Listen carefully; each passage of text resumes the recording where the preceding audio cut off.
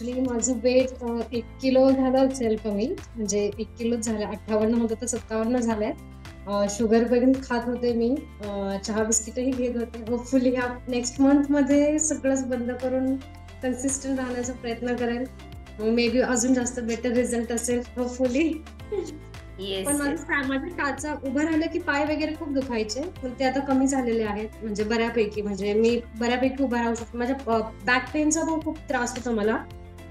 Continue पाठ दुखायची, थोडा म्हणजे वाकून बसायची सवय आहे अशी. तर ते मागचं जो मानेच्या खालचा जो भाग असतो, असं वाक बसल्यासारखं होतं, तो बऱ्यापैकी कमी झालेला आहे. आणि पाठदुखी तर पूर्णपणेच बंद झाली आहे. म्हणजे नाहीतर मग रोज पाठ दाबा, दिवसाड पाठ दाबा, तर पाठदुखी बंद झालेली आहे. आणि मी 50 सूर्यनमस्कार घालते, म्हणजे माझ्यासारखी आळशी बाई घालते म्हणल्यावर खूप मोठी गोष्ट आहे माझ्यासाठी. कौतुक आहे मला माझंच खूप, घरच्यांना सुद्धा. होपफुली आता पुढच्या मंथ मध्ये अजून जास्त बेटर रिझल्ट करण्याचा प्रयत्न करेल. 30 वर्षामध्ये कधीच एक्सरसाइज केलेला नाहीये. म्हणजे योगा म्हणा, सायकलिंग स्कूलमध्ये केलेली असेल तेवढीच.